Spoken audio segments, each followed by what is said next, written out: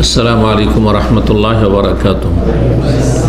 إن الحمد لله نحمده ونستعينه ونستغفره ونعوذ بالله من شرور أنفسنا ومن سيئات أعمالنا من يهده الله فلا مضل له ومن يضلل فلا هادي له وأشهد أن لا إله إلا الله وحده لا شريك له وأشهد أن محمدا عبده ورسوله صلى الله تعالى عليه وعلى آله وصحبه وسلم تسليما كثيرا. أما بعد فأعوذ بالله من الشيطان الرجيم. لمسجد أسس على التقوى من أول يوم أحق أن تقوم فيه. সম্মানিত দিনী ভাতৃমণ্ডলী, আল্লাহ রাব্বুল আলামিনের প্রশংসা এবং প্রিয় নবী সাল্লাল্লাহু আলাইহি সাল্লামের উপর সালাত ও সালামের পর আজ বৃহস্পতিবার 26শে জিলকাদা 1444 হিজরি মোতাবেক 15 জুন 2023 আমাদের বিষয়ভিত্তিক সাপ্তাহিক আলোচনার আজকে বিষয় মদিনা মুনাওয়ারার জিয়ারত।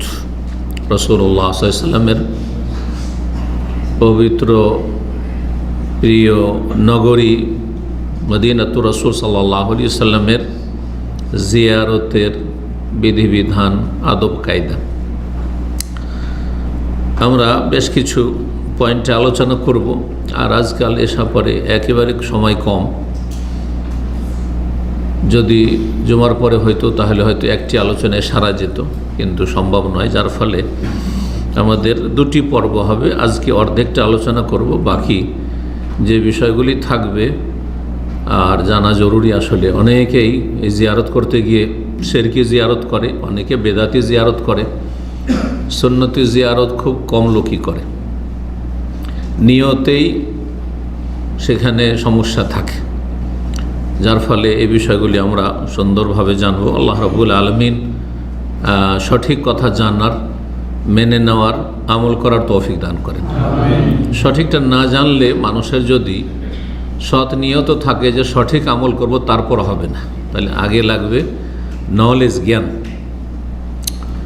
মদিনা মুনাওয়ারার জিয়ারত সম্পর্কে আলোচনা করব, কয়েকটি বিষয় থাকবে তাতে। মদিনা মুনাওয়ারার জিয়ারত বিষয়বস্তু আশা করি বুঝেছেন। আমাদের বিষয়বস্তু এই নয় যে নবী সাল্লাল্লাহু আলাইহি ওয়াসাল্লামের কবর জিয়ারত, তাহলে ব্যাপক বিষয় যে মদিনা মুনাওয়ারার জিয়ারত। এতে আমরা আলোচনা করব মসজিদ নববীর ফজিলত, মদিনার ফজিলত, আর তারপরে যেসব বিধিবিধান রয়েছে। মসজিদে নববী, মদিনা মুনাওয়ারার সবচাইতে গুরুত্বপূর্ণ স্থান, পবিত্র স্থান, ফজিলতপূর্ণ স্থান হচ্ছে আল মসজিদুন নববী, মসজিদুর রাসূলিল্লাহ সাল্লাল্লাহু আলাইহি ওয়াসাল্লাম। রাসূলুল্লাহ সাল্লাল্লাহু আলাইহি ওয়াসাল্লাম মসজিদ তিনটি সবচাইতে শ্রেষ্ঠ মসজিদের অন্যতম হচ্ছে মসজিদে নববী, যা স্বয়ং নিজ হাতে প্রিয় নবী সাল্লাল্লাহু আলাইহি ওয়াসাল্লাম নির্মাণ করেছেন সাহাবায়ে কেরামদেরকে নিয়ে। মসজিদে নববীর জিয়ারত হচ্ছে সুন্নাতে মুআক্কাদা বা মুস্তাহাব মুআক্কাদ। এমন মুস্তাহাব ব্যাপক অর্থে ফিকহের ভাষায়, আর সুন্নতগুলি মুস্তাহাব যার তাকিদ রয়েছে, মুআক্কাদ, সুন্নাতে মুআক্কাদা। সেটা হজের মৌসুমে হোক, অন্য কোনো সময় হোক, হাজী সাহেবদের হোক অথবা অন্যদের ক্ষেত্রে হোক, হজের সাথে এর কোনো সম্পর্ক নেই। হজের সাথে এর কোনো সম্পর্ক নেই। এমনিতেই শুধুমাত্র আপনার জীবনে আপনি হজ করেছেন, আপনি মদিনার জিয়ারত করেননি, আপনার জন্য সুন্নাত মুস্তাহাব মুআক্কাদ হচ্ছে যে আপনি মসজিদে নববী জিয়ারত করবেন এবং সেখানে সালাত আদায় করবেন এবং সালাত আদায়ের উদ্দেশ্যে সেখানে পৌঁছবেন। এই মসজিদে নববীর জিয়ারত এবং সেখানে সালাত আদায় করা, এর সম্পর্ক হজের সাথে মোটেই নেই। হাজী সাহেবরা অধিকাংশই দূর দূরান্ত থেকে আসেন, হয়তো জীবনে আর আসতে পারবেন না, সেই জন্য এই সফরে, একই সফরে হজের আগে অথবা পরে মদিনা চলে গেলেন, আর মদিনা জিয়ারত করলেন, মসজিদে নববীতে সালাত আদায় করলেন, তো একসাথে কয়েকটি কাজ হয়ে গেল। কিন্তু আপনি উমরা যাচ্ছেন, মদিনা যেতেই হবে, যেমন অধিকাংশ এখানকার প্রবাসী উমরাকারীরা মনে করে উমরা যাবে আর অনলি মক্কা। এটা খুব কম সংখ্যক লোক যারা সঠিক মাসলা জানে। না, উমরা যাচ্ছি, মদিনা যাব না, এটা কেমন কথা হইল? আর হজের ক্ষেত্রে তো বলতে হবে না, জাল জয়ীফের ছড়াছড়ি রয়েছে, যেটা আজকের পর্বে আলোচনা হবে না। বেশ কিছু জাল জয়ীফ হাদিস রয়েছে, সেগুলি ইনশাআল্লাহ তাআলা বয়ান করব সতর্ক করার জন্য। আর যেগুলি বিদআতীরা ওই সব জাল বয়ান করে মানুষকে বিভ্রান্ত করে, যে দেখো হাদিস শরীফে আছে মদিনার জিয়ারত না করলে আপনি অন্যায় কাজ করলেন। মদিনার জিয়ারতে তাহলে কোনো সময়সীমা নেই, হ্যাঁ সময়কাল যে এই সময় যেতে হবে, যে কোনো সময় আপনি যান। আপনি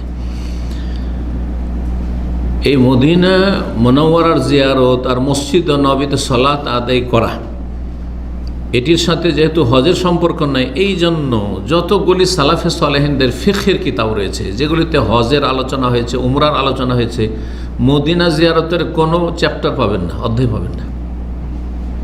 কারণ সালাফগণ, সাহাবায়ে কেরাম, তাবেঈন, তাবা তাবেঈন, মুহাদ্দিসিন কেরাম, তারা ভালো করে জানতেন সেই যুগটা অনেকটা বেদাত মুক্ত ছিল, সামান্য কিছু অন্য বিদাত ছিল, কিন্তু এই ধরনের এই সুফিদের বেদাত, এই পীরমরিদের বেদাত, এই সব এগুলি ছিল না।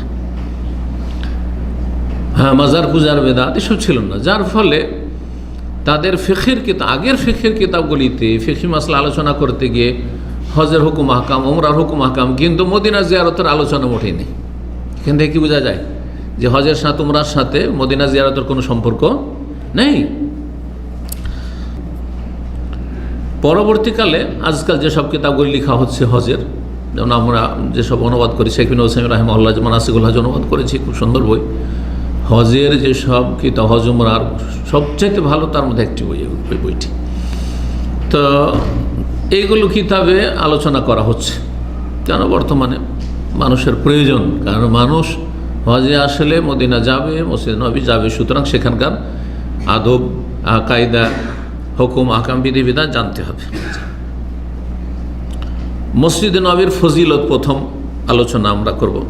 প্রথম কথা, এক নম্বর আলোচনা হয়ে গেল মসজিদ নবী বা মদিনার জিয়ারতের হুকুম হয়ে গেল, সেটি হচ্ছে সুন্নাতে মুআক্কাদা বা মুস্তাহাব মুআক্কাদ। তাহলে ফরজ ওয়াজিব নয়, ফরজ ওয়াজিব যদি হইতো আর কেউ যদি ছেড়ে দিত তাহলে কি হইতো, তাকে গুনাহগার সাব্যস্ত করতেন, কিন্তু কোনো গুনহার কাজ নয়। হজ করে চলে গেল, মক্কা থেকে চলে গেল, মদিনা এলো না, কোনো গুনহার কাজ করলো না।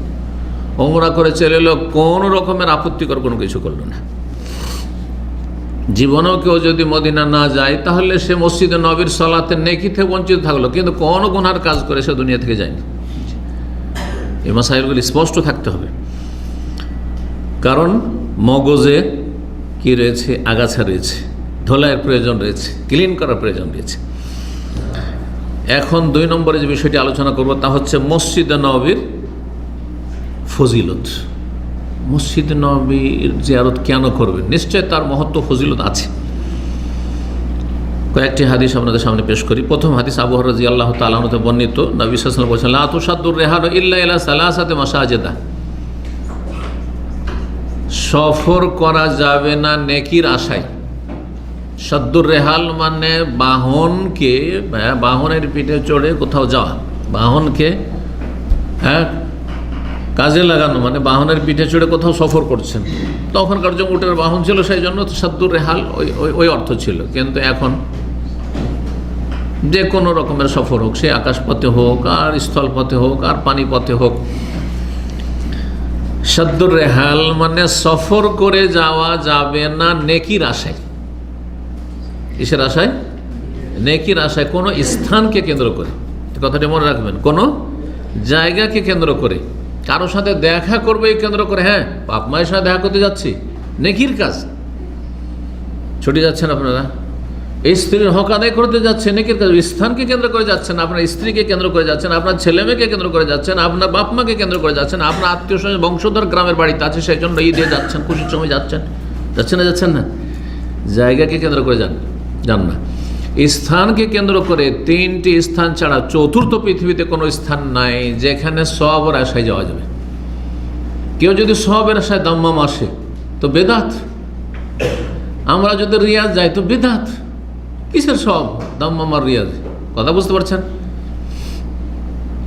কিন্তু কেউ যদি মনে করে যে ইসলামিক সেন্টার দাম্মামের অনেক কথাই শুনেছি আর সেখান থেকে আমি হেদায়েত পেয়েছি, সুতরাং ইসলামিক সেন্টারটা দেখতে যাব এবং সেখানে শেখের সাথে দেখা করতে যাব, তাহলে সেটা জায়গাকে কেন্দ্র করে নয়। কেউ যদি মনে করে বাইতুল মুকাররমে যাব সওয়াবের আশায়, তাহলে বিদআত। অথচ মসজিদ, তাহলে মসজিদ, কোনো মসজিদকে কেন্দ্র করে আপনি কোনো জায়গা থেকে যদি যান সেটাই যদি বেদাত হয়। মাজার কেন্দ্র করে শাহজালালের মাজারে যাব, আটরসের মাজারে যাব, হ্যাঁ, মাইজ ভান্ডারিতে যাব, অথবা আজমির শরীফ যাব, বাগদাদ শরীফ যাব, তাই এগুলি হচ্ছে শিরকি জিয়ারত, শিরকি ভিজিটিং। শিরক আর বেদাতে পার্থক্যটা বুঝলেন? কারণ সেখানে কেন যায়? কিছু পাবো বলে। শাহজালালে গেলে, সিলেটে গেলে পাবো কিছু, নেকি পাবো, তারপরে সেখানে গেলে তার কাছ থেকে, বাবার কাছ থেকে কিছু পাবো, সেখান থেকে কিছু ফাইজ বরকত হাসিল হবে, রুজিতে বরকত হবে, ইত্যাদি ইত্যাদি। ইলেকশনে পাস করতে পারবো, বালা মুসিবত থেকে বাঁচতে পারবো, বুঝা গেছে? আর তার সাথে চাদর চড়ালে তো আরও বরকতের শেষ থাকবে না মাজারে। এগুলো শিরকি জিয়ারত, সেদিকে আর বেশি যাচ্ছি না। তাহলে নেকির আশায় কোনো স্থানকে কেন্দ্র করে সফর করা যাবে না। লা তুসাদ্দুর রিহালের ব্যাখ্যা আলোচনা ইল্লা ইলা সালাসাতে মাসাজিদ, একমাত্র 3টি মসজিদ ছাড়া, 3টি মসজিদ ছাড়া কোনো মসজিদের জন্য কি করা যাবে না? নেকির আশায় সফর করা যাবে। কেউ যদি বলে আমি শুনেছি রিয়াদে সবচেয়ে বড় মসজিদ সে আপনার দিরার মসজিদ, সেটা নেকির আশায় যাবো, বেদাত। শুনেছি এখন আল রাজের মসজিদ, মাশাআল্লাহ তাবারাকাল্লাহ, হ্যাঁ একেবারে বিশাল, আর সেখানে শুধু মসজিদে না, বহুমুখী সেখানে কার্যক্রম রয়েছে, প্রতিটি শহরে প্রায় রয়েছে, মক্কাতে রয়েছে, রিয়াজে রয়েছে, বিভিন্ন শহরে রয়েছে। সুতরাং ওখানে যাওয়া সব বিদআত। এক কথায় আশা করি বুঝতে পারছেন, 3টি মসজিদ ছাড়া কোথাও নেকির আশায় যাওয়া যাবে না স্থানকে কেন্দ্র করে। 1 নম্বর আল মসজিদুল হারাম। মসজিদুল হারাম কোথায়? মক্কার মসজিদ, যেখানে আল্লাহর ঘর কাবা রয়েছে। ও মসজিদি হাজা, আর আমার এই মসজিদ মানে নবী সাল্লাল্লাহু আলাইহি ওয়াসাল্লাম মসজিদ, এই জন্য এই মসজিদের নাম হচ্ছে মসজিদুর রাসূল সাল্লাল্লাহু আলাইহি ওয়াসাল্লাম, রাসূলুল্লাহ সাল্লাল্লাহু আলাইহি ওয়াসাল্লামের মসজিদ, নিজের সাথে সম্পৃক্ত করেছেন। ওয়াল মসজিদুল আকসা, আর অনেক দূরে অবস্থিত, আকসা মানে অনেক দূরে, মক্কা থেকে মদিনার যে দূরত্ব তার চেয়ে অনেক দূরে, এই জন্য ওর নাম হচ্ছে মসজিদে আকসা, এক প্রান্তে। কোরআনের ভাষায় কি বলা হয়েছে? সুবহানাল্লাযী আসরা বিআবদিহি লাইলাম মিনাল মসজিদিল হারাম ইলাল মসজিদিল আকসা। তাহলে মসজিদে হারাম আর মসজিদ আকসার কথা সূরা বনী ইসরাইলের প্রথম আয়াত রয়েছে, সূরা ইসরা, যার অপর নাম। আর মসজিদ নববীর আলোচনা সূরা তওবাতে রয়েছে, লামসজিদুন উসসিসা আলা তাকওয়া মিন আউওয়ালি ইয়াউমিন আহাক্কু আন তাকুমা ফি। অবশ্যই সেই মসজিদ যেটি নির্মিত হয়েছে আলা তাকওয়া, আল্লাহ ভীরুতার উপর, আল্লাহর ভয় ভীতি ছিল মূল ভিত এই মসজিদের। যারা তৈরি করেছিল তাকওয়ার ভিত্তিতে তারা তৈরি করেছে, দুনিয়ার কোনো গরজ ছিল না তাদের। সার্টিফিকেট দিচ্ছেন আল্লাহ রাব্বুল আলামিন। আহাক্কু আন তাকুমা ফি, সেই মসজিদে আপনি কিয়াম করবেন, সালাত আদায় করবেন, সেটা বেশি অধিকার রাখে। মসজিদ নববীর কথাও কোরআনে কারিমে রয়েছে। যদিও দ্বিতীয় তফসির কেউ কেউ করেছেন, কিন্তু সেটি দুর্বল। এটি হচ্ছে শক্তিশালী তফসির যে এই মসজিদ উসসিসা আলা তাকওয়া কোন মসজিদ? মসজিদ নববী। দ্বিতীয় তফসির হচ্ছে মসজিদে কোবা, মসজিদে কোবা। মসজিদে কোবার জন্য স্পেশালি যাব না, কিন্তু যখন মদিনা চলে গেছি তখন মসজিদে কোবা যাব ডাইরেক্ট, সেটা নিয়তে নয়, কিন্তু সেটা মদিনা জিয়ারতের অন্তর্ভুক্ত থাকবে। এইভাবে যাতে কেউ না বলতে পারে যে 3টি মসজিদ হাদিস আসলে এটা দিতে 4টা হয়ে যায়। এই হাদিস সহিহ বুখারীতে রয়েছে, সহিহ মুসলিমে রয়েছে। অন্যান্য riwayate একটু শব্দের পার্থক্য। তুসাদ্দুর রিহাল ইলা সালাসাতি মাসাজিদা, কোন riwayate রয়েছে লা তাশুদ্দুর রিহাল, তোমরা সফর করে যাবে না, রয়েছে বিভিন্ন ভাষায় রয়েছে। যাই হোক, প্রসিদ্ধ সেটি যেটি সহিহ বুখারী মুসলিমে রয়েছে। দ্বিতীয় হাদিস মদিনার ফজিলত বা মসজিদ নববীর ফজিলত। এখানে কিসের ফজিলত আলোচনা করছি? মসজিদ নববীর ফজিলত। আবু রাদিয়াল্লাহু তাআলা আনহু এটিও বর্ণনা করেছেন। নবী সাল্লাল্লাহু আলাইহি ওয়াসাল্লাম বলেছেন, সলাতুন ফি মসজিদি হাজা, একটি সলাত আদায় করা আমার এই মসজিদে, একটি সলাত, সেটা ফরজ হোক, যেহেতু নাকের অনির্দিষ্ট বলা হয়েছে, যেমন কলম মানে যে কোনো কলম, তাই না? কিন্তু কলমটি তখন কি হয়ে যাবে? বিশেষ কলম। ঠিক ওই রকমই সলাতুন, যে কোনো সলাত, তাহলে ফরজ হোক, সুন্নাত হোক, নফল হোক, সবকে সামিল। ইনশাআল্লাহ। আল্লাহর রহমত প্রশস্ত। একটি সালাত আমার মসজিদে পড়া খায়রুম মিন আলফে সালাতেন, হাজার সালাত চাইতে উত্তম। হাজারের সমান নয়, হাজার চাইতে উত্তম। যেন খায়রুম মিন আলফে শাহর বলা, হাজার মাস অপেক্ষা উত্তম, ওই রকম। ফিমাস যতগুলি এই মসজিদ ছাড়া অন্য মসজিদ রয়েছে পৃথিবীতে, সবগুলির তুলনায় হাজার গুণ কি বেশি উত্তম সেখানকার সালাত। ইল্লাল মসজিদুল হারাম, একমাত্র মসজিদে হারাম ছাড়া। তো মসজিদে হারাম যেহেতু 1,00,000, সেই জন্য নবী সাল্লাল্লাহু আলাইহি ওয়াসাল্লাম কথা বলেছেন। ঠিক আছে। বাইতুল মুকাদ্দাস নিয়ে ইখতিলাফ নেই। বাইতুল মুকাদ্দাস সম্পর্কে কি জানা আছে? কত ফজিলত পাবেন? যে বলবেন হাত তুলে একজন। 500, 500, 250, মাশাআল্লাহ, দেখলেন দুটা হল 500, 500, আর কোনো 500, 50,000 ওয়ালা কেউ নেই? একটি হাদিস আছে জয়ীফ, অবগতির জন্য বললাম না, কালকে এক বেদাতি বক্তা উঠবে আর কানে আঙ্গুল ভরে একবারে সুর করে যখন বলে যে 50,000 হাদিস রাসূলুল্লাহ বলেছেন, তার মধ্যে তো সে একটু জানে না ওই হাদিস। বুঝতে পেরেছেন? এরা আমল করে না ওই সব হাদিসের ওপর, নিজেকে বলে আহলে হাদিস, কিন্তু এরা হাদিস মানে না, বলছে না বেদাতিরা। হ্যাঁ, এরা জাল না জয়ীফের, এদের কোনো জ্ঞান নাই, এরা মূর্খ। এরা হাদিসের ক্ষেত্রে সই জয়ীফ জাল যে জানে না, তার হাদিস বয়ান করার অধিকারও নেই। ভালো করে শুনে, আমাদের দেশের ধর্ম ছিল, প্রচলিত ধর্ম হাদিস শরীফে আছে, বর্ণিত হয়েছে, তাই না, কথিত আছে, ব্যাস বয়ান করা হয়েছে, এগুলো হলো হাদিস আমাদের সমাজের। জি না, এগুলো হাদিস নয়। আপনাকে বলতে হবে কোন কিতাবে আছে, রেফারেন্স বরাত দিতে হবে, এবং সেটার অবস্থা কি, হাদিসটা সহি, হাসান, জয়ীফ, অত্যন্ত জয়ীফ না জাল, মওযু, জানেন না, বয়ান করা যায় না আপনার জন্য অনুমান করে। এই হাদিসও সহি বুখারী মুসলিমে রয়েছে। আচ্ছা, নবী সাল্লাল্লাহু আলাইহি ওয়াসাল্লাম সলাতুন বলেছেন, তাই না? এখন এইটাকে কেউ যদি এমন ব্যাপক করে, হ্যাঁ, রাবারকে টানার মতো, ছোট্ট রাবার, হ্যাঁ, তিলেম বাড়িয়া এইরকম হয়ে গেল, তাই না? ওই রকম করেছে ইমাম গাজালি। ওই রকম ইমাম গাজালি যেমন অনেক ভালো কথা বলেছেন, তেমন এমন জালজয়ী ভিত্তিহীন কথা বলেছেন, সেই জন্য তার কিতাব জনগণের জন্য, সাধারণ জন্য পড়া জায়েজ নয়।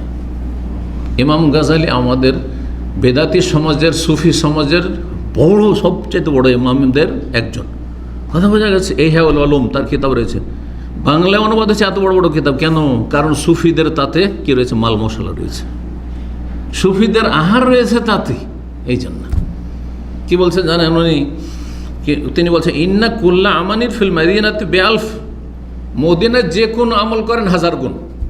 তাহলে মদিনায় গিয়ে রোজা রাখেন, একটা রোজা রাখলে 1000, দান করলে 1 টাকা দান করলে 1000, তাই না?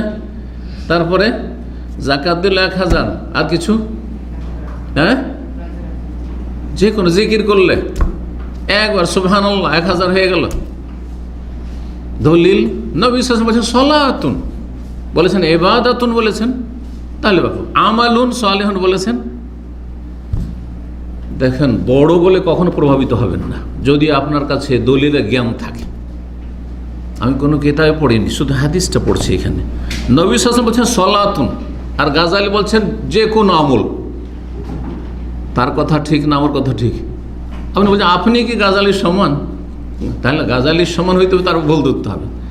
আমি গাজালির সমান না হলে গাজালির মতন যেহেতু গাঁজাগড়ি কথাও নেই আমার কথাই, যা কিছু আছে সলিড আছে। কথা বুঝতে পেরেছেন? জি, আলহামদুলিল্লাহ রাব্বিল আলামিন। সহি জয়ী বুঝার আল্লাহ তৌফিক দিয়েছেন। এই জন্য ইবনে তাইমিয়া রাহিমাহুল্লাহ বলেছেন, তার কিতাবে অনেক ফাওয়ায়েদ আছে, উপকারিতা আছে, কিন্তু অফিয়ে তাম্মাত, তাতে বড় বড় বালা মুসিবত আছে। এটা গাজালি সম্পর্কে আমি ইবনে তাইমিয়া রাহিমাহুল্লাহ মন্তব্য। বুঝতে পেরেছেন?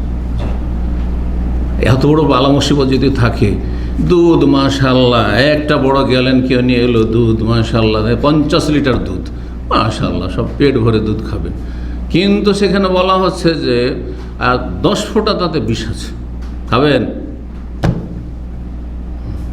আর যদি বলা হয় তাতে 5 লিটার আছে, আল্লাহ আল্লাহ, আল্লাহ জান বাঁচাক, তাই না? আল্লাহ হেফাজত করেন। ওই রকমই এই হেয়াল উলুম ইমাম গাজালি এই ধরনের যারা সুফি তাদের খিতাবাদি থেকে আল্লাহ জান বাঁচাক, জি রক্ষা করে ইমান বাঁচাক। হাদিস আরও কয়েকটি আছে কিন্তু সময় চলে যাচ্ছে, সেজন্য বেশি না বলে আরেকটি হাদিস বলি। ইবনে মাজায় রয়েছে এবং আল্লামা আলবানী সহিহুল জামে 1113 নম্বরে হাদিসটি সহি বলেছেন। হাদিসটি অধিকাংশ মানুষের অজানা, সেজন্য এটি বলছি। বলছেন আবু হুরায়রা রাদিয়াল্লাহু তাআলা আনহু সামি'তু রাসূলুল্লাহ ইয়াকুল, রাসূলুল্লাহ বলতে শুনেছি, মানজা মসজিদি হাজা, যে ব্যক্তি আমার এই মসজিদে আসলো, মানে মসজিদ নববীতে আসলো, তাহলে মসজিদ নববী আপনি জিয়ারত করবেন, মসজিদ নববী যাবেন আপনি।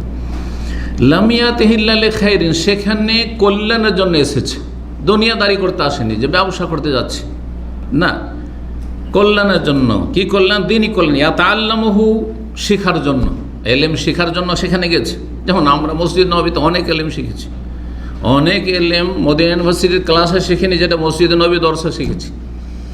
10 পারা কোরআন মুখস্থ করেছি পুরো মসজিদ নববীতে, সূরা বাকারা থেকে শুরু করে 10 পারা মসজিদ নববীতে বসে, কোনোদের রুমে মুখস্থ করিনি।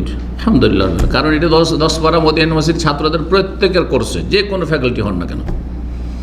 তারপরে প্রতি বছর 300 করে হাদিস ফ্যাকাল্টিতে মুখস্থ করেছি, কম্পিটিশনে 150 করে 450 করে হাদিস মুখস্থ করেছি এক বছর।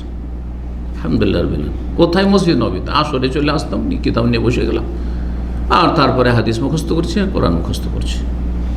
এগুলো পড়া রুমের পড়া নয়, আর মদিনা ইউনিভার্সিটির ভিতরে নয়, এগুলো হচ্ছে মসজিদ নববীর পড়া। তারপরে মসজিদ নববীতে বড় বড় ওলামাদের দার্স, যারা মদিনা ইউনিভার্সিটিতে রিটায়ার হয়ে গেছেন অথবা তার চাইতে বড় বড় মুহাদ্দিস যারা, তাদের দর্শগুলিতে হাজিরা দেওয়া, সেখানে এলেম শিখা। আল্লাহ যেন বরকত দান করেন।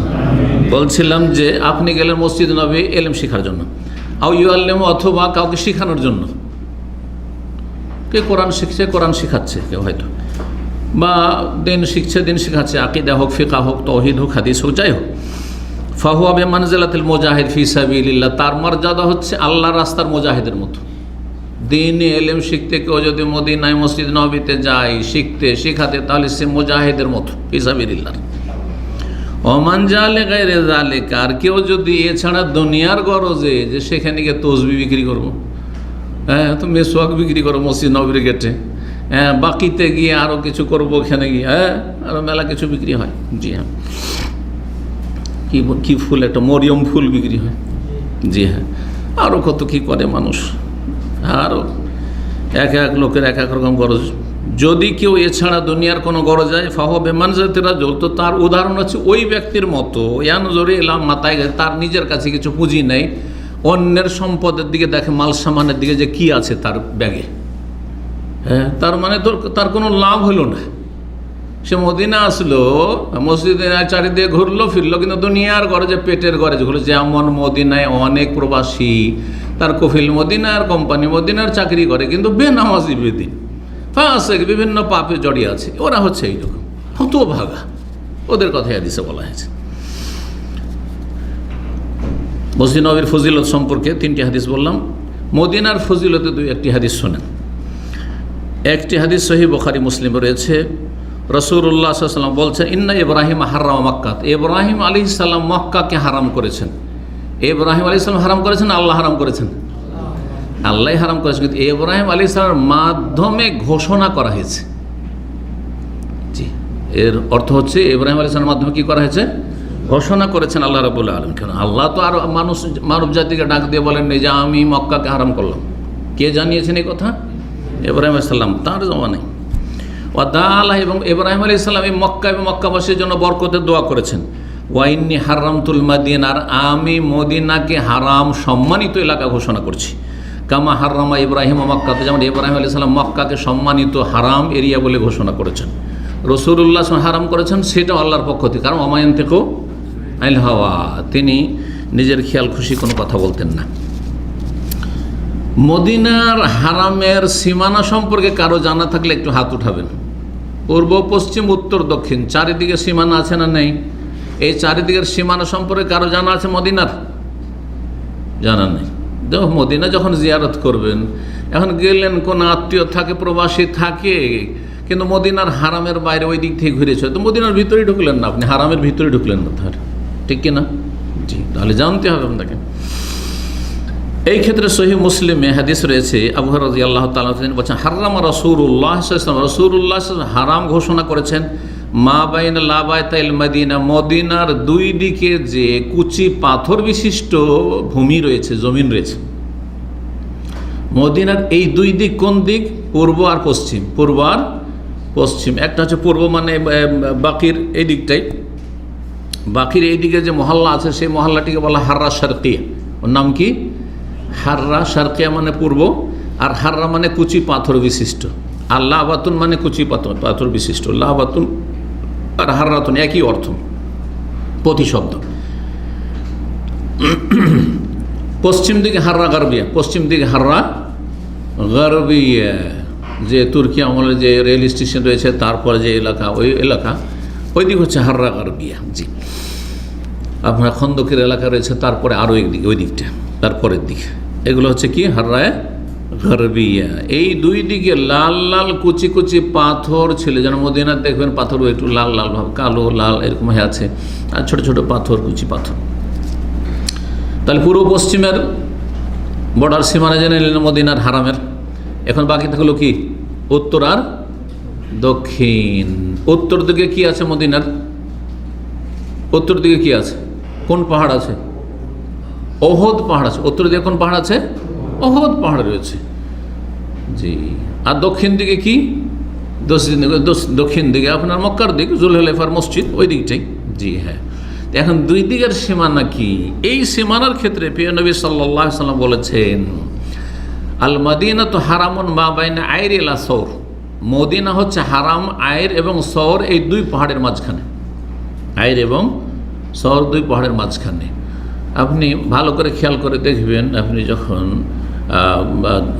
মদিনা থেকে মক্কার দিকে বেরোচ্ছেন তখন দেখুন উঁচা পাহাড় আছে, ওই দিকটা উঁচা পাহাড় আছে, তো ওটাকে আইর বলা হয়। আর সওর মানে হচ্ছে বলদ। সওর মানে কি? সওর মানে বলদ, সওর মানে ষাঁড়।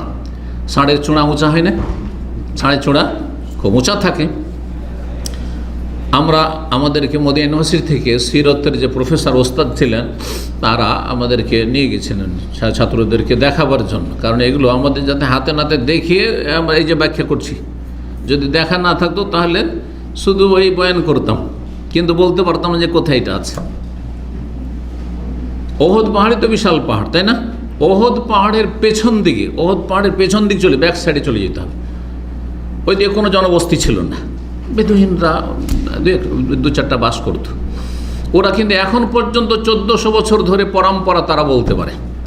ওই এলাকা যখন আমাদেরকে নিয়ে যাওয়া হলো, তারপর সেখানকার যারা বেদুইন বসবাস করে তাদেরকে জিজ্ঞাসা করা হলো, ওস্তাদরা বললেন যে এদের কাছ থেকে আমরা জেনেছি যে এই যে পাহাড়টি দেখেন, ছোট্ট একটি পাহাড়, কিন্তু ছোট্ট পাহাড়, একেবারে ছোট পাহাড়, মানে উঠতে আপনাকে 2-3 মিনিট লাগবে না, এরকম ছোট পাহাড়, রোমাত পাহাড়ের মতোই ধরেন, ওর চেয়ে একটু হয়তো উঁচা হবে। সেই পাহাড়টি হয়েছে ষাঁড়ের মতো আছে, মানে চূড়ার মতো আছে, যেন সামনের দিকে মাথা আর পেছন দিকে আর এই চূড়ার মতো আছে। আর সওর বলা হয় ষাঁড়কে। তো এই যে সওর পাহাড় ওহদের পেছন দিকে, এটা হচ্ছে উত্তর দিকে সীমানা, আর দক্ষিণ দিকে সীমানা হচ্ছে সে আইর পাহাড়। আইর পাহাড়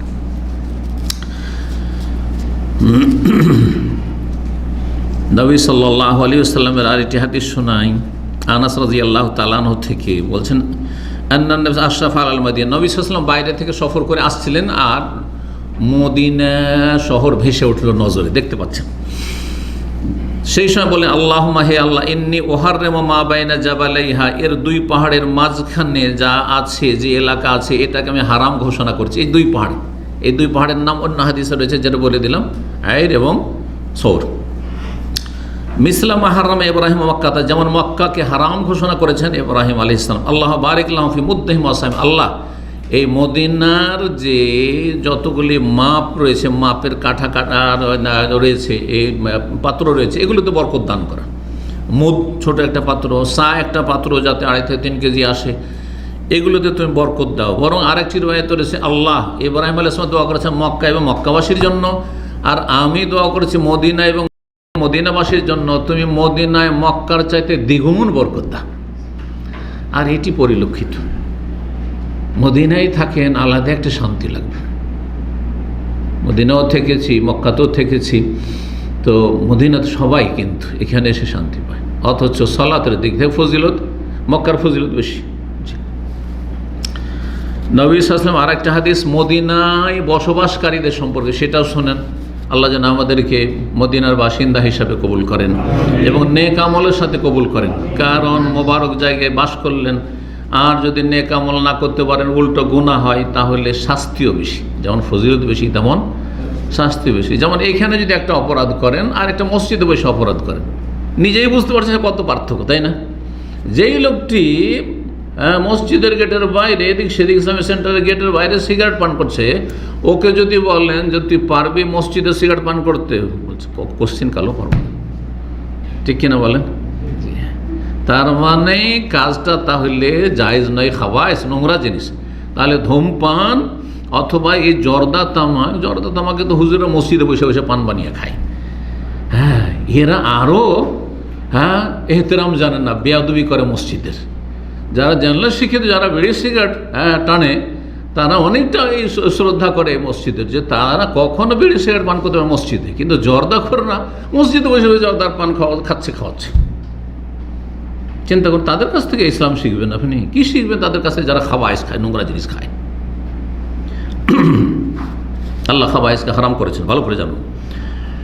তো নবী সাল্লাল্লাহু আলাইহি ওয়াসাল্লাম মদিনা বসবাসকারীদের জন্য, যারা সবরের সাথে ধৈর্যের সাথে বসবাস করবে, তাদের জন্য একটি হাদিস বলেছেন, মান সাবারা আলা শিদ্দাতিহা। মুসনাদ আহমদে হাদিসটি রয়েছে আর তিরমিজিতে রয়েছে। হাদিসটিকে আল্লামা আলবানী সহিহ বলেছেন। যেই ব্যক্তি সবর করবে, ধৈর্য ধারণ করবে মদিনার কঠিন পরিস্থিতির, প্রচণ্ড গরম,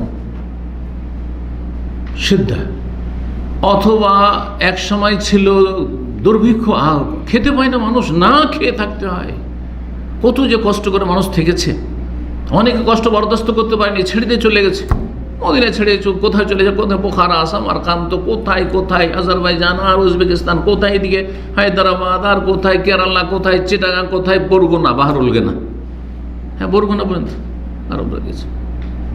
কিন্তু সেখানকার জাতির সাথে গিয়ে মিশে গেছে। এখন তারা বাংলার জমিনে গেলে বাঙালি হয়ে গেছে, কেরালার জমিনে কেরালা হয়ে গেছে। হায়দ্রাবাদে এখনও বেশ কিছু আরব ফ্যামিলি আছে, তারা নিজেদের ফ্যামিলি নেম এখন আরবি নাম লেখে। কাসিরি প্রসিদ্ধ একটা বংশ রয়েছে, সৌদিতে রয়েছে, এমানে রয়েছে কাসিরি। আমার বেশ কিছু এখানে পরিচিত মানুষ কাসিরি রয়েছে। আর হায়দ্রাবাদ থেকে একজন এখানে এসে বলছে আমি কাসিরি, আর আমাদের সাথে ভালো পরিচয় ছিল, ইসলাম সেন্টার আসলো, এখনও লিখছে কাসিরি, আরবদের মতো তাদের বংশের নাম, ওই বংশেরই। বরং বেশ কিছু লোকের সাথে তাদের পরিচয় হচ্ছে নিজের বংশের, কেন বংশ পরম্পরা আরবরা কিন্তু সুরক্ষিত রাখে। যাই হোক, ফিরে আসি, কেউ যদি মদিনার কঠিন পরিস্থিতির উপর ধৈর্য ধারণ করে মদিনায় বসবাস করে, ওয়াইয়াহা, এবং সেখানে বালা মুসিবত, জালেমের জুলম যুগে যুগে হয়েছে, ইয়াজিদের যুগে ইয়ামুল হাররা জুলম অত্যাচার হয়েছে, আরও বেশ কিছু জালেমরা রয়েছে যুগে জুলম অত্যাচার করেছে, যে কোনো রকম জুলম, কারো শোষণ হতে পারে, প্রতিবেশীর জুলম অত্যাচার হতে পারে। জুলম অত্যাচারে বা যে কোনো কঠিন পরিস্থিতি কেউ যদি সবরের সাথে মদিনাকে আঁকড়ে ধরে থাকে, কুনতুল্লাহু শাহীদান আও শাফিয়ান ইয়াউমাল কিয়ামা, কিয়ামতের দিন তার জন্য আমি সাক্ষী হয়ে যাব, অথবা বলেছেন আমি তার জন্য সুপারিশকারী হয়ে যাব, রাসূলুল্লাহ সাল্লাল্লাহু আলাইহি ওয়াসাল্লাম বলেছেন। সিলসিলা সহিহার 3073 নম্বর হাদিস। এখন যে বিষয়টি আলোচনা করব, 4 নম্বরে চলে এসেছি। মদিনার ফজিলত বললাম, মদিনার ফজিলত বললাম, আর মদিনার জিয়ারতের বিধান বা হুকুম বললাম। 4 নম্বর শরীয়তসম্মত কার্যক্রম, আমল, শরীয়তসম্মত কাজগুলি কি কি, মদিনায় কি কি করবেন। 1 নম্বর, মদিনায় যখন যাবেন তখন নিয়ত করবেন যে আমি মদিনা যাচ্ছি, সেখানে যে কোনো নেকির কাজ আমার দ্বারা যা সম্ভব নেকির কাজ করব। আপনার নিয়তে যেন প্রশস্ততা থাকে। দেখুন, মানুষ যে নিয়তে যাবে সেই নিয়তে কিন্তু পাবে। আপনি যদি শুধু নিয়ত করেন যে আমি শুধু এই কাজটা যাচ্ছি, অতটাই পাবেন। কিন্তু যদি নিয়ত করেন আপনার নিয়তটা প্রশস্ত হয়, তো ওই নিয়ত অনুযায়ী বরকত, নিয়ত অনুযায়ী আপনার বরকত হবে। সুতরাং নিয়তে যেন প্রশস্ততা থাকে। আমি যে কোনো নেকির কাজ, কল্যাণমূলক কাজ আমি মদিনা গিয়ে করব। যেমন মদিনা গেলে মসজিদ নবীতে যতক্ষণ বসবো আমি এতেকাফে নিয়ত করে নেব। এতেকাফ 1-2 ঘন্টা, 4 ঘন্টা, 5 ঘন্টারও হইতে পারে, এটা অনেকে আমরা নিয়ত করি না, জায়েজ রয়েছে। এতেকাফের জন্য শুধু অল্প কিছু ওলামা আছেন বা একটা মযহাব আছে যারা বলছে যে রোজা শর্ত, তো ওই রোজা শর্ত তার মানে একটা দিন শর্ত, এমন কিছু নাই কিন্তু। কারণ ওমর রাদিয়াল্লাহু তাআলা মসজিদ হারামে এক রাতের ইতিকাফের নিয়ত করেছে, সহিহ বুখারীতে রয়েছে। তারপরে আপনি আত্মীয় স্বজন থাকলে আত্মীয় স্বজনের দেখা করব, ওটাও নিয়ত করলেন। হ্যাঁ, যদি দিনী ভাইরা রয়েছে তাদের সাথে দেখা করব, এরও ফজিলত রয়েছে হাদিসে। আর তারপরে মসজিদে নববীতে সালাত আদায় করব, আমি তার সাথে কোবা যাব, সেখানে 2 রাকাত সালাত আদায় করব ইত্যাদি। নিয়তে প্রশস্ততার দিকগুলি দেখাইলাম।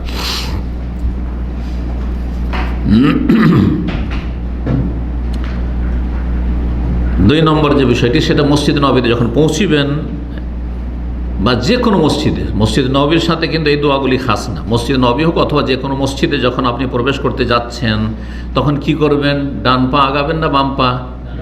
ডান পা। ঢোকার সময় ডান পা বাড়াবেন আর বলবেন বিসমিল্লাহি ওয়াসসালাতু ওয়াসসালামু আলা রাসূলিল্লাহ, আল্লাহর নামে শুরু করছি, সালাতু সালাম রাসূলুল্লাহ সাল্লাল্লাহু আলাইহি ওয়াসাল্লামের ওপর।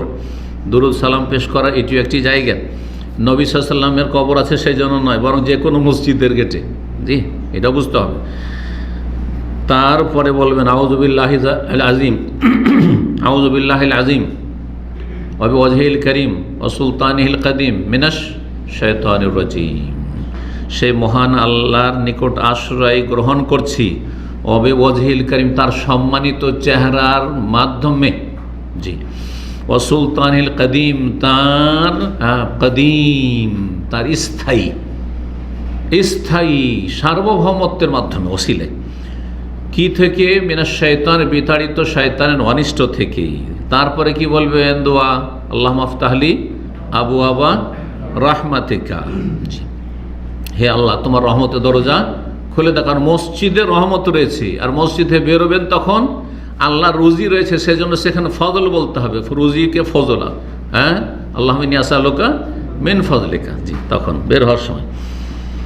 3 নম্বর পয়েন্ট এখানে করণীয়, যে মসজিদে নববীতে গিয়েছেন তখন 2 রাকাত তাহিয়াতুল মসজিদ পড়বেন। কি করবেন? বসার আগে 2 রাকাত তাহিয়াতুল মসজিদ পড়বেন। যেমন অন্য মসজিদেরই যদি এটি হক হয় মসজিদ সালামি, তাহলে মসজিদ নববীর আরও বেশি হয়। যদি এই সালাত পড়া সম্ভব হয় রাউদায়, রাউদা মানে একটা হচ্ছে বেদাতি সংজ্ঞায় রাউদা, আর একটা হচ্ছে সুন্নতি রাউদা। বেদাতি রাউদা মানে নবী সাল্লাল্লাহু আলাইহি ওয়াসাল্লামের কবরকে রাউজা মোবারক বলে বেদাতিরা। এটাই কিন্তু আমাদের দেশের অধিকাংশ মানুষ হয়নি বুঝে। একমাত্র কোরআন সুন্নাহর কাছাকাছি যারা, তারাই বুঝে রাউজা মানে বিশেষ একটি জায়গা মসজিদে, যেই জায়গাটিকে নবী সাল্লাল্লাহু আলাইহি ওয়াসাল্লাম কি বলেছেন? মা বাইনা বাইতি ওয়া মিম্বারি রাউযাতুম মিন রিয়াজিল জান্নাহ, আমার ঘর, এই যে মা আয়েশার ঘর, আমার কক্ষ, আর আমার এই যে মেম্বার, যে মেহরাব রয়েছে, এর মাঝখানের জায়গাটুকু হচ্ছে জান্নাতের বাগান সমূহের একটি বাগান। রওদাতুন মানে একটি বাগান, আর রিয়াজ হচ্ছে রওদাতুনের বহু বচন, মানে বাগান সমূহ, জান্নাতের বাগান। এর মানে কি? মানে এই জায়গাটুকু, কেউ কেউ বলছে এই জায়গাটুকু জান্নাতের বাগান হিসাবে আল্লাহ সেট করে দিবেন, এটা একটা ব্যাখ্যা আলেমদের। আর একটি ব্যাখ্যা হচ্ছে এই জায়গায় যারা সালাত আদায় করে তারা জান্নাতের বাগানে পৌঁছিতে পারবে, এই ফজিলত হাসিল। এইটাই বেশি সঠিক মনে হচ্ছে বা কাছাকাছি মনে হচ্ছে অর্থের দিক থেকে। আল্লাহ তাআলা আলাম। নবী সাল্লাল্লাহু আলাইহি ওয়াসাল্লাম বলেছে জান্নাতের বাগানের একটা বাগান হচ্ছে এই জায়গাটুকু। ওই জায়গাটুকু চেনার উপায় কি? যে গোটা মসজিদে আগে ছিল লাল নকশা আলা কার্পেট, এখন সবুজ কার্পেট। সবুজ কার্পেট, যাতে আকর্ষণটা কমে যায়। কারণ আগে তো খুব বেশি আকর্ষণ হয়তো, মানুষও নামাজ কি পড়বে ওইদিকে কার্পেটের দিকে শুধু তাকাইতে থাকতো। তো আলহামদুলিল্লাহ, ধীরে ধীরে আলহামদুলিল্লাহ উন্নতি হচ্ছে। তো কিন্তু এই জায়গাটুকু কিন্তু অপরিবর্তন। ওই লালের যুগেও সাদার উপর নকশা ছিল, আর এখনও সাদার ওপর, সাদা কার্পেট উপর কী রয়েছে? নকশা রয়েছে। যতটুকু জায়গায়, এই জায়গাটুকু নবী সাল্লাল্লাহু আলাইহি সাল্লামের কবর যেখানে আছে, কবরের হাদিস এই মর্মে কিন্তু একটি হাদিস আছে, মা বাইনা কবরি ও মেম্বারি, আমার মেম্বার আর কবর। কিন্তু নবী সাল্লাল্লাহু আলাইহি ওয়াসাল্লাম কী করে জানলেন আমার কবর? ইন্তেকালের আগে না হাদিসটা বলেছেন, ইন্তেকালের পরে? কবর হওয়ার পরে না কবর হওয়ার আগে বলেছেন হাদিসটি? তাহলে এটাই প্রমাণ করে যে হাদিস জাল। কথা বোঝা গেছে? সহিহ হাদিস কি? মা বাইনা বাইতি, আমার ঘর, আর সেই ঘরে কবর হয়েছে পরে। বুঝতে পারছেন কথা? তো আমার ঘর মানে মা আয়েশার ঘর বা অন্যান্য বিবিদের যার সারহে ঘর ছিল, এই ঘর। আর এই যে মেম্বার যেখান থেকে খুতবা দিতেন নবী সাল্লাল্লাহু আলাইহি ওয়াসাল্লাম, এর মাঝখানের জায়গাটুকু হচ্ছে জান্নাতের বাগান। এইখানে যদি আপনি তাহিয়াতুল মসজিদ পড়তে পারেন, তাহলে ভালো। তাহিয়াতুল মসজিদে প্রথম ঢুকতে পারলেন না, কিন্তু একটু পরেই ঢুকতে পারলেন, আজকাল অ্যাপয়েন্টমেন্ট নেই, তারপরেও ঢুকলেন। তারপরে চেষ্টা করবেন যে এখানে কমপক্ষে 2 রাকাত পড়ি, আর যদি তার বেশি পারেন তো পড়েন, অসুবিধা নেই। কিন্তু অন্যদেরকে কষ্ট না দিয়ে বা অন্যদেরকে বঞ্চিত না রেখে যে আপনি দখল করেছেন তো করেছেন, এমনটা যেন না হয়, অন্যদেরকেও সুযোগ দেন।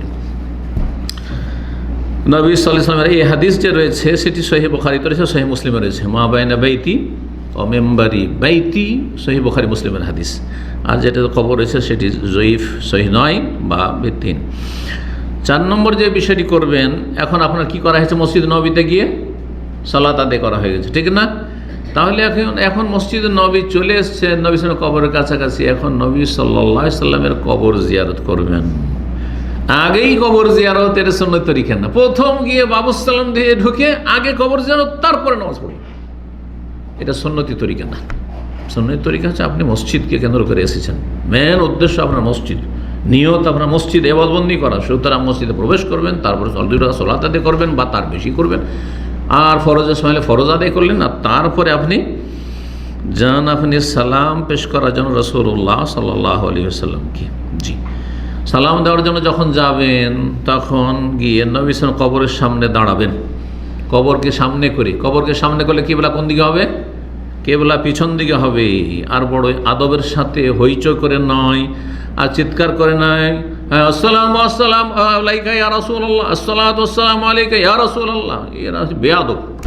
আপনি চিন্তা করুন তো, আমার সামনে যদি কেউ একটু চিৎকার করে কথা বলে, তোকে আপনার বেয়াদব বলবেন না? নাচতে কথা বলতে হবে মাসলা জিজ্ঞেস করলে? তাহলে চিন্তা করুন কোথায় রাসূলুল্লাহ সাল্লাল্লাহু আলাইহি ওয়াসাল্লাম, একটু উদাহরণ দিয়ে বোঝার চেষ্টা করেন, যে বদ্দশাহ আর ইন্তেকালের পরে হোক, হ্যাঁ? তাহলে আস্তে কথা, এই জন্য ইন্নাল্লাযীনা ইয়াগুযুনা আসওয়াতাহুম ইনদা রাসূলিল্লাহ, সূরা হুজরাতের এই আয়াত লেখা আছে, নবী সাল্লাল্লাহু আলাইহি ওয়াসাল্লাম সেই হুজরার উপরে যেখান থেকে মানুষরা জিয়ারত করেছে সেখানে লেখা আছে, যারা রাসূলুল্লাহ সাল্লাল্লাহু আলাইহি ওয়াসাল্লামের কাছে গিয়ে আস্তে কথা বলে, উলাইকাল্লাযীনা ইমতাহানাল্লাহু কুলুবাহুম লিত্তাকওয়া, তাদের অন্তরকে আল্লাহ ভীরুতার জন্য আল্লাহ পরীক্ষা করেছে, এদের অন্তরে তাকওয়া আছে, সেজন্য বড় আদবের সাথে তারা কথা বলছে, আদবের সাথে সালাত ও সালাম পেশ করছে। সেখানে গিয়ে সালাম পেশ করবেন। জি, আসসালামু আলাইকা ইয়া রাসূলুল্লাহ, আসসালাতু আসসালামু, এরকম করে সালাফেরা সাহাবী পেশ করেন। আব্দুল্লাহ বিন ওমর থেকে যেটা প্রমাণিত, সেখানে শুধু সালামের কথা রয়েছে। তাহলে আপনি দুরুদ পড়বেন, সালাত, আপনি এমনি নামাজ পড়লেন, ওখানে তো দুরুদ পড়লেন, তাই না? এমনকি সালাম ও আত্তাহিয়াতু আসসালামু আলাইকা নবী পড়লেন। আর তারপরে সালাফ থেকে এভাবে বর্ণিত নেই, কবরের কাছে গেলে কি করি আমরা? সালাম দিই। সুতরাং নবী সাল্লাল্লাহু আলাইহি ওয়াসাল্লাম কবরের কাছে গেলেও বলবেন আসসালামু আলাইকা ইয়া রাসূলুল্লাহ ওয়া রাহমাতুল্লাহি ওয়া বারাকাতুহু, হে আল্লাহ রাসূল সাল্লাল্লাহু আলাইহি ওয়াসাল্লাম, আপনার ওপর আল্লাহর পক্ষ থেকে সার্বিক শান্তি বর্ষিত হোক, আল্লাহর রহমত বর্ষিত হোক, আল্লাহর পক্ষ থেকে বরকত নাযিল হোক। এইভাবে সালাম পেশ করবেন। আব্দুল্লাহ বিন ওমর রাদিয়াল্লাহু তাআলা আনহুমা, আর এই আমলটি হচ্ছে দলিল, তিনি কি করতেন, যখন বাইরে থেকে আসতেন, প্রত্যেক ওয়াক্তে নয়, নামাজ পড়তে আসতেন, মসজিদে আসলে এই কাজ করতেন না, বরং সফর থেকে এসেছেন তখন এসে ঢুকতেন মসজিদ নববীতে, আর তারপরে এসে রাসূলুল্লাহ সাল্লাল্লাহু আলাইহি ওয়াসাল্লামের কবরের সামনে দাঁড়িয়ে বলতেন আসসালামু আলাইকা ইয়া রাসূলুল্লাহ। তারপরে আবু বকর সিদ্দিক রাদিয়াল্লাহু আনহু কবরের কাছে দাঁড়িয়ে তারপর তাকে সালাম দিতেন, আসসালামু আলাইকা খলিফাত রাসূলিল্লাহ। তারপরে আব্বার কবরের কাছে ওমর রাদিয়াল্লাহু আনহু কবরের সামনে দাঁড়াতেন আর বলতেন আসসালামু আলাইকা ইয়া আবাতা, হে আব্বা, হে সম্মানিত পিতা, আপনাকে সালাম হোক, আপনার প্রতি সালাম হচ্ছে, বলতেন। এটি হচ্ছে সবার দলিল। নবী সাল্লাল্লাহু আলাইহি হাদিস রয়েছে, সুনান আবু দাউদ রয়েছে, হাদিসটি সহিহ, আল্লাহ আলবানী বলেছেন, মামিন আহাদিন, যে কোনো ব্যক্তি, ইউসাল্লিমু আলাইয়া, যদি নবী বলছেন সাল্লাল্লাহু আলাইহি সাল্লাম যে আমার প্রতি সালাম পেশ করে, ইল্লা রাদ্দাল্লাহু আলাইয়া রুহি, আল্লাহ আমার রুহটা ফিরিয়ে দেন, রুহ ফিরিয়ে দেন। তারপরে কি করি আমি, হাত্তা আরুদ আলাইহিস সালাম, তার সালামের জবাব দিই। এইটা যখন কাছে গিয়ে সালাম করবে, যারা ওলামারা এই হাদিসের ব্যাখ্যা বলেছেন যে যারা কাছে গিয়ে সালাম করবে তখন আল্লাহ রাব্বুল রূহ ফিরিয়ে দেন। তার সবসময় তো সালাম চলতি আছে, তাই না? তাহলে সবসময় কেমন ফিরিয়ে দেওয়া, প্রত্যেকের জন্য ফিরিয়ে দেওয়া, এরকম কিছু বোঝা যাচ্ছে, কিছু কেমন করা হয়, এটা হতে পারে। প্রশ্ন উঠছে না, উঠছে না? জি, এর উত্তরটা শোনেন। এটা পারলৌকিক বিষয়, বারজাখি বিষয়। বারজাখি বিষয় এই দুনিয়ার ব্রেন বুদ্ধি দিয়ে আর চোখ দিয়ে আর যেসব অঙ্গ প্রত্যঙ্গে ক্ষমতা আছে এগুলো দিয়ে উপলব্ধি করা সম্ভব নয়। এই জন্য আল্লাহ বলছেন বারজাখি জীবনে শহীদরা জীবিত আছেন, তো বুঝতে পারছেন যে কেমন করে জীবিত আছেন শহীদ? না, মোটেই বোঝানো যায় না, তাই না? কবরে আযাব হচ্ছে, যদি বলেন আমার আব্বার কবরে আযাব হচ্ছে না নিয়ামত, জান্নাতের পোশাক বিছানো হইলো না, গরম তাপ আসা শুরু হলো জাহান্নাম থেকে, একটু আমি দেখবো, দেখতে পাবেন কিয়ামত পর্যন্ত বসে থাকলেও পাবেন?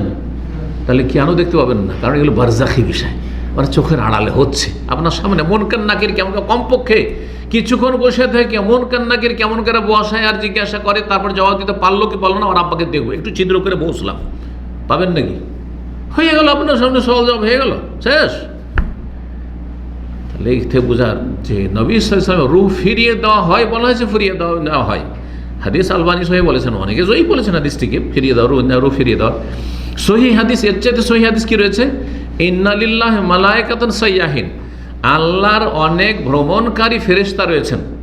ইউবাল্লিগুনি মিন উম্মাতিস সালাম, আমার উম্মতের সালামগুলি যে যেখান থেকে সালাম পেশ করে সেগুলি আমার কাছে পৌঁছে দেয়, আমার কাছে পৌঁছে দেয়। এটা দূর থেকে হইতে পারে, দূর থেকে ওইটা হইতে পারে। চিঠি কোথায়, আমেরিকা ইউরোপ থেকে চিঠি অথবা মেসেজ, আজকাল হোয়াটসঅ্যাপ, আজকাল চিঠির যুগ শেষ, হোয়াটসঅ্যাপ একটা মেসেজ দিচ্ছে, সাথে সাথে হ্যাঁ ধরেন সেকেন্ডও লাগে না হয়তো এসে আমার কাছে সালাম পৌঁছে গেল। হ্যাঁ, যিনি লিখছেন তার পক্ষ, তিনি তার পক্ষ থেকে সালাম, আরও কতজন সালাম দিয়েছেন, ওনারা আপনাকে সালাম দিয়েছেন, আসছে না? তো সোশ্যাল মিডিয়া আমার কাছে দুনিয়া থেকে ধরেন বা আপনাদের কাছে সালাম পৌঁছে দিচ্ছে, আর আল্লাহর মালায়েকা ফেরেশতা নিযুক্ত আছেন যারা দুনিয়ার সমস্ত সালামগুলি নবী সাল্লাল্লাহু আলাইহি ওয়াসাল্লামকে পৌঁছে দিচ্ছেন। এখন এই যে সালাম পেশ করার সংক্ষিপ্ত বাক্যগুলো কি, আসসালামু আলাইকা ইয়া রাসূলুল্লাহ ওয়া রাহমাতুল্লাহি ওয়া বারাকাতুহু, কিন্তু কেউ যদি বাক্য বাড়ায়, ওলামারা বেশ কিছু ফিকহের বিভিন্ন কিতাবাদিতে, কোনো হাদিসের কিতাবে নেই, কোনো সাহাবী থেকে বর্ণিত নেই, হ্যাঁ এমনকি কোনো তাবেঈ থেকে বর্ণিত নেই এই বাক্যগুলি, কিন্তু এগুলোতে নবী সাল্লাল্লাহু আলাইহি ওয়াসাল্লামের যেসব গুণবাচক বিষয় রয়েছে, প্রশংসামূলক বিষয়গুলি রয়েছে, যেগুলিতে কোনো অতিরঞ্জন নেই, যেগুলো বাস্তব, সেই বিষয়গুলি উল্লেখ করে নবীকে সালাম পেশ করা, আবু বকর সিদ্দিক রাদিয়াল্লাহু আনহু সালাম পেশ করা, ওমরকে সালাম পেশ করা, এইগুলো বেশ কিছু ওলামারা উল্লেখ করেছেন ফিকহের কিতাবে, সেগুলি বলা যেতে পারে ওলামারা বলেছেন। তার মধ্যে দু একটি শোনাই। একটি হচ্ছে আসসালামু আলাইকা ইয়া সাইয়্যিদাল মুরসালিন, নবী সাইয়্যিদুল মুরসালিন না, সমস্ত রসুলদের সেরা না, হ্যাঁ সাইয়্যিদুল মুরসালিন ওয়া ইমামুল মুত্তাকিন, তিনি ইমামুল মুত্তাকিন না, মুত্তাকিনদের ইমাম। আশহাদু, সাক্ষ্য প্রদান করছি, আন্নাকা কাদ বাল্লাগতা রিসালা, হে নবী আপনি রিসালাত সুন্দর করে পৌঁছে দিয়েছেন, পয়গাম, ওয়া আদাইতাল আমানা, আমানত আদায় করে দিয়েছেন, ওয়া নাসাহাতাল উম্মাহ, উম্মতের আপনি বড় হিতাকাঙ্ক্ষী ছিলেন, ওয়া জাহাদতা ফিল্লাহ হাক্কা জিহাদিহি, আর আল্লাহর রাস্তায় আপনি সত্যিকারের জিহাদ করেছেন, যথাযথ জিহাদ করেছেন, সর্বাত্মক প্রচেষ্টা চালিয়েছেন।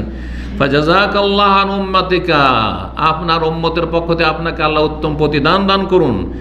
আফদালা মা জুজিয়া নবিয়ুন আন উম্মাতিহি, সমস্ত নবীকে যে আল্লাহ বদলা প্রতিদান দিয়েছেন তাদের উম্মতের পক্ষ থেকে তার চাইতে উত্তম বদলা যেন আপনাকে আল্লাহ দেন। এটা তো আমি আপনাকে বলতে পারি, আপনি আমার কাছ থেকে কিছু শিখাতে, আল্লাহ যেন আমাদের বাংলাভাষী ভাইদের পক্ষ থেকে আপনাকে উত্তম প্রতিদান দান করেন, বলছেন না? ওই কথাই ঠিক। তাহলে যদি আমার ক্ষেত্রে কারো ক্ষেত্রে বলা যেতে পারে যার পর কিছু অবদান আপনার রয়েছে, রাসূলুল্লাহ সাল্লাল্লাহু আলাইহি ওয়াসাল্লামের পক্ষ থেকে এইভাবে, এগুলো কিন্তু বানানো, তবে এইভাবে বললে ভালো, মানুষের সুবিধার্থে কেউ উল্লেখ করেছেন। আর একটি বাক্য সালামের, আসসালামু আলাইকা আইয়ুহান নবিয়্যু, হে নবী আপনার প্রতি সালাম, ওয়া রাহমাতুল্লাহি ওয়া বারাকাতুহু, আসসালামু আলাইকা ইয়া নবী আল্লাহ, হে আল্লাহর নবী, ওয়া খিরাতাহু মিন খালকিহি, যিনি সৃষ্টির সেরা, আশহাদু আল্লা ইলাহা ইল্লাল্লাহু ওয়াহদাহু লা শারীকা লাহু ওয়া আশহাদু আন্না মুহাম্মাদান আবদুহু ওয়া রাসূলুহু, শাহাদাত দিলাম তাওহীদের এবং রিসালাতের। আশহাদু আন্নাকা কাদ বাল্লাগতা রিসালাতা রাব্বিকা, আপনার রবের পায়গাম আপনি পৌঁছে দিয়েছেন। ওয়া নাসাহাতা লি উম্মাতিকা, আপনি উম্মতের আপনি খায়রখাহি করেছেন, হিতাকাঙ্ক্ষী হয়েছেন। ওয়া দাওয়াতা ইলা সাবিলি রাব্বিকা, আর আপনার রবের পথের দিকে আপনি দ্বীনের দাওয়াত দিয়েছেন হিকমতের সাথে, মওয়াইজা হাসান, উত্তম উপদেশের সাথে। ও আবাদাল্লাহ, আপনি আল্লাহর ইবাদতবন্দি করেছেন সুন্দর, হাত্তা আতাকাল ইয়াকিন, আপনার ইন্তেকাল মরণের মুহূর্ত আসা পর্যন্ত। ফাসাল্লাল্লাহু আলাইকা কাসীরা, আল্লাহ আপনার ওপর অসংখ্য সালাত যেন বর্ষণ করেন, রহমত বর্ষণ করেন, কামা ইউহিব্বু রাব্বুনা ওয়া ইয়ারজা, যেমন আল্লাহ পছন্দ করেন এবং আল্লাহ ভালোবাসেন। আল্লাহ আজিজে আন্না নবিয়ানা, হে আল্লাহ আমাদের নবীকে তুমি উত্তম বদলা দান করো। আফদাল্লাহ মা জায়জাত আহাদ মিনান নবীন ওয়াল মুরসালিন, যত নবী রসুলকে তুমি বদলা দিয়েছো তার চাইতে উত্তম বদলা আমাদের নবী সাল্লাল্লাহু আলাইহি ওয়াসাল্লামকে দাও। ওয়াবাসুল মাকাম আল মাহমুদ, আর তাকে মাকাম মাহমুদে তুমি পাঠিয়ে দাও। আল্লাযী ওয়াদা, যার তুমি প্রতিশ্রুতি করেছো।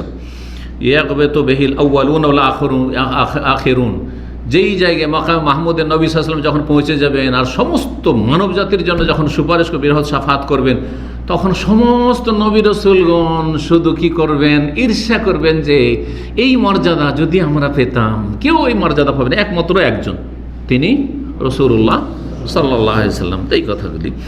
আর তারপরে যদি কি আল্লাহুম্মা সাল্লি আলা মুহাম্মদ ওয়া আলা আলি মুহাম্মদ কামা সাল্লাইতা আলা ইব্রাহিম পড়ে, যেমন মুগনিতে, হাম্বলি মাযহাবের সবচেয়ে বড় ফিকহার কিতাব মুগনির ৩য় খণ্ড ৫৯৯ পৃষ্ঠায় এইভাবে বাক্যগুলি উল্লেখ করা হয়েছে। তো ফুকাহায়ে কেরামগণ এগুলো মানুষের সুবিধার্থে উল্লেখ করেছেন, কোনো হাদিসে নেই।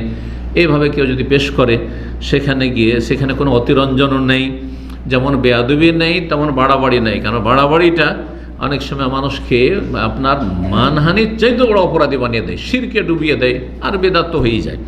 তো যার ফলে এইভাবে বাক্যগুলি যে অর্থ বুঝে যদি কেউ পড়ে তো ভালো কথা। রাসূলুল্লাহ সাল্লাল্লাহু আলাইহি ওয়াসাল্লামের প্রতি কী করা হয়ে গেল? সালাম পেশ করা হলো। এখন কার প্রতি সালাম পেশ করবেন? যে সেখানে কয়টি কবর রয়েছে? 3টি কবর রয়েছে। দ্বিতীয় কবর হচ্ছে আবু বকর সিদ্দিক রাদিয়াল্লাহু তাআলা। একটু এগিয়ে আসবেন, ডান দিকে একটু কী করবেন? এগিয়ে আসবেন, তারা আবু বকর সিদ্দিক রাদিয়াল্লাহু তাআলা কবরের সামনে দাঁড়াবেন, একই জায়গা থেকে নাই। কারণ নবী সাল্লাল্লাহু আলাইহি ওয়াসাল্লাম কবরের সামনে দাঁড়িয়ে আছেন আর আপনি বলছেন আসসালামু আলাইকা আবু বকর, তো এটা মানে সমীচীন না, যেন এ হচ্ছে না।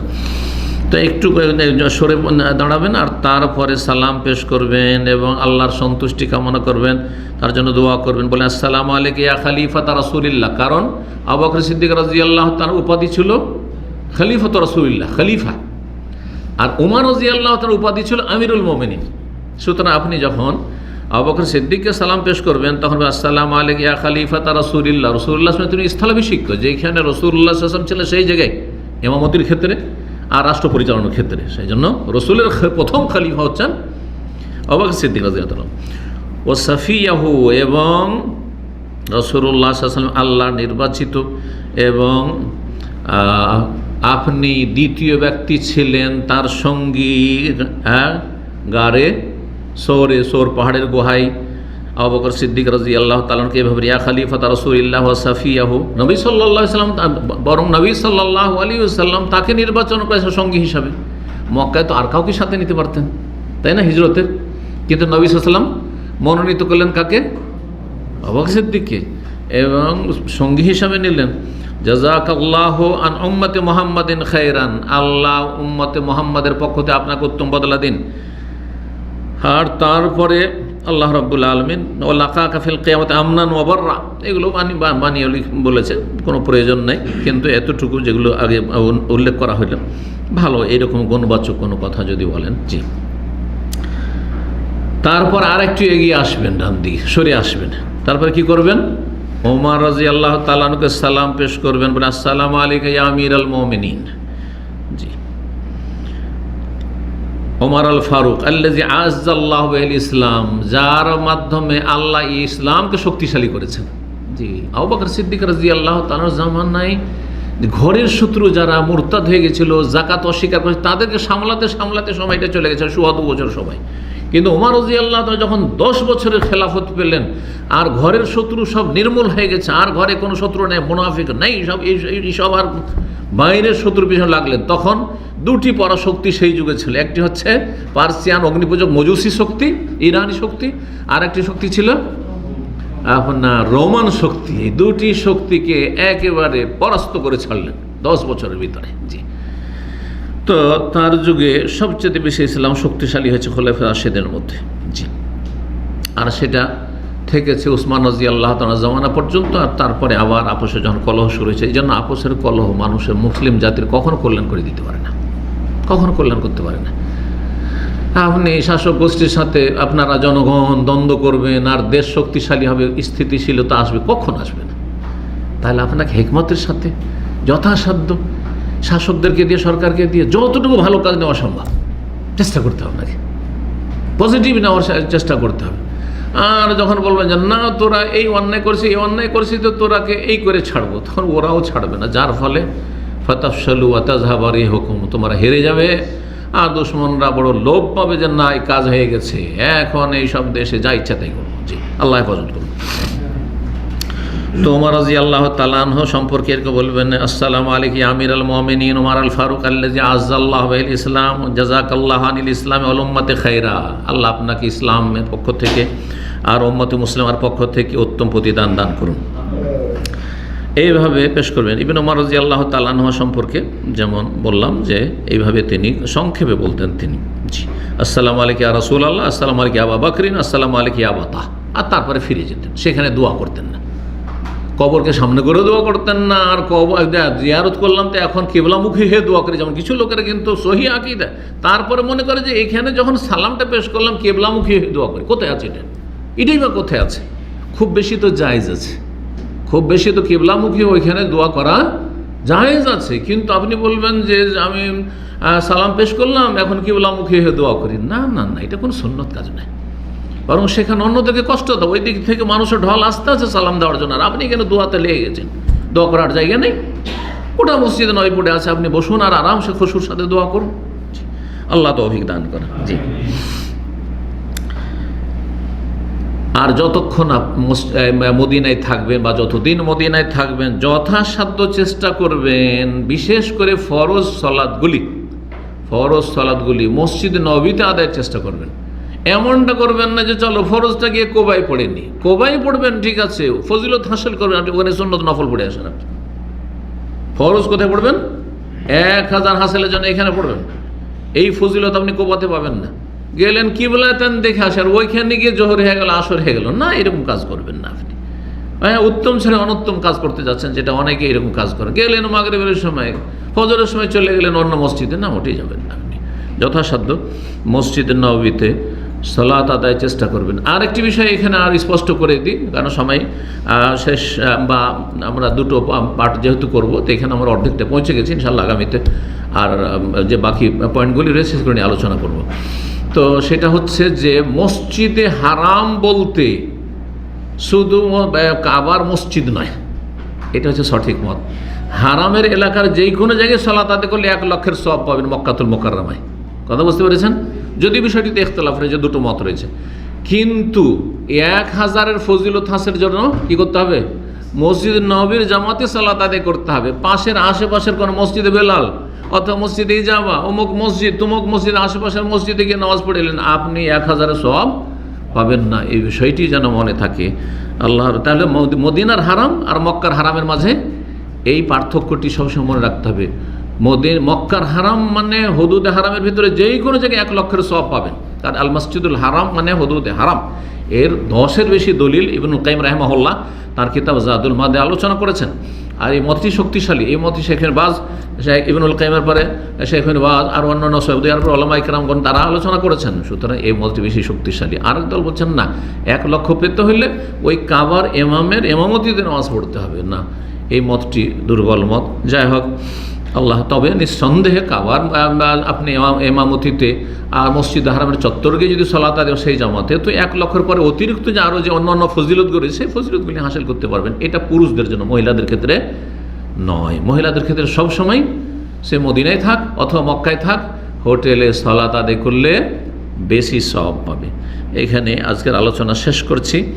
আর তারপরে মসজিদে কুবা, বাকির জিয়ারত, তারপরে সোহাদা ওহদের জিয়ারত, সেখানে আর অন্যান্য যেসব জিয়ারতের স্থানগুলি রয়েছে যেখানে জিয়ারতে নিয়ে যাওয়া হয়, সেসব জিয়ারতের বিধিবিধান আর নিষিদ্ধ জিয়ারত সম্পর্কে আলোচনা করব। আর তারপরে আপনার কবর জিয়ারত সম্পর্কে আপনার জয়ীব জাহাদিস রয়েছে, এগুলো নিয়ে আলোচনা ইনশাআল্লাহ তাআলা আগামী সপ্তাহে আল্লাহ সুস্থ রাখলে, হায়াতে রাখলে ইনশাআল্লাহ তাআলা আল্লাহ তৌফিক দান করেন, ইনশাআল্লাহ আলোচনা করব। এখানে আলোচনা আজকের এই বিষয়ে শেষ করছি।